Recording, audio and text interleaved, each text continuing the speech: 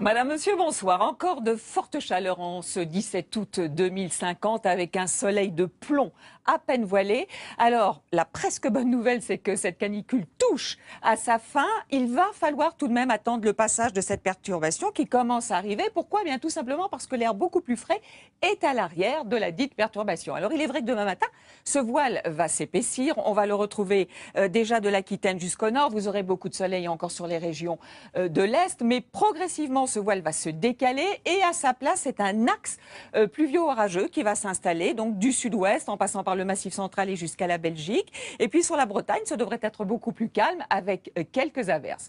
Que nous dit la masse d'air? Eh bien que nous ne sommes pas les seuls, figurez-vous, en France, à subir cette canicule. Regardez cette masse d'air extrêmement chaud qui englobe toute l'Europe. Et où se trouve l'air plus frais dont je vous parlais? Ici, à l'arrière de la perturbation. Donc il n'est pas encore là. Et demain matin, les températures seront déjà très élevées, notamment à Paris, à Perpignan ou à Nice, avec 26 degrés.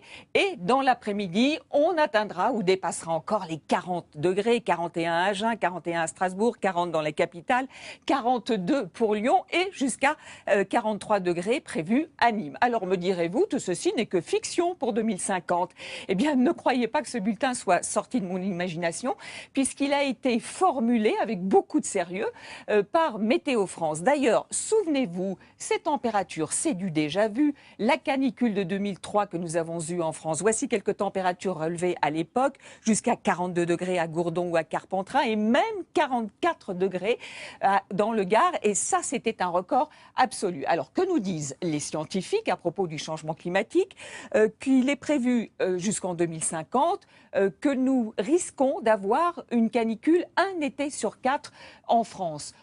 Qu'en cette année 2014, il a été observé que les mois d'avril, mai, juin, août et septembre ont été les plus chauds jamais enregistrés sur la planète, non seulement sur Terre, mais aussi à l'échelle des océans et des mers. D'ailleurs, souvenez-vous, fin septembre, la température de la Méditerranée était de 24 degrés, 2 degrés au-dessus des normales de saison. De ce fait, beaucoup d'évaporation avec de l'air chaud en provenance d'Afrique, formation d'orages extrêmement violents qui, en arrivant sur Terre, ont provoqué des orages, et notamment sur le Languedoc. Alors si je vous montre ces images de la région de Montpellier, ça n'est pas pour faire du catastrophisme, mais sachez que les membres du GIEC, groupe intergouvernemental sur l'évolution du climat, estiment que ces phénomènes extrêmes vont s'intensifier dans les prochaines années, et ceci à l'échelle du globe. Regardez ce qui se passe en Arctique depuis quelques années, avec la fonte progressive de la banquise de mer en été. Voici la différence de la superficie entre l'été 1996 et l'été 2014. Alors, peut-on faire un rapprochement entre ce changement climatique et l'activité humaine? Élément de réponse avec deux courbes. En bleu, vous avez les CO2, les fameux gaz à effet de serre, et en orange, la courbe des températures. Que constate-t-on? Que de l'an 1000 à 1900, tout est très stable pour ces deux courbes, mais à partir de 1900, début du XXe siècle, début de l'industrialisation, eh bien, ces températures augmentent de façon extrêmement rapide et exactement en même temps que l'augmentation des émissions de gaz à effet de serre. Et devant ces faits, les membres du GIEC rappellent l'urgence de parvenir à un accord sur le climat. Bonsoir.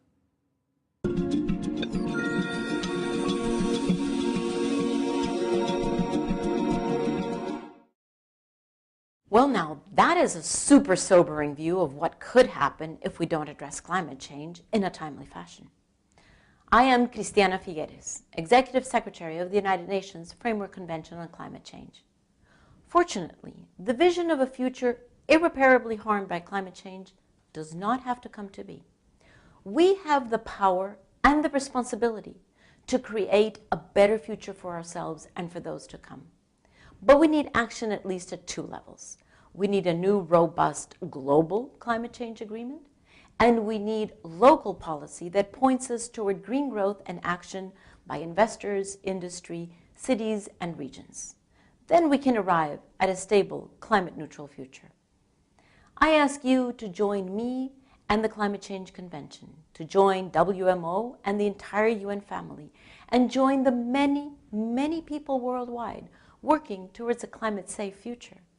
By acting together, we can safeguard a stable future and open, untold opportunity. By acting together, we can make the world a better place for every man, for every woman, for every child today, and for generations to come.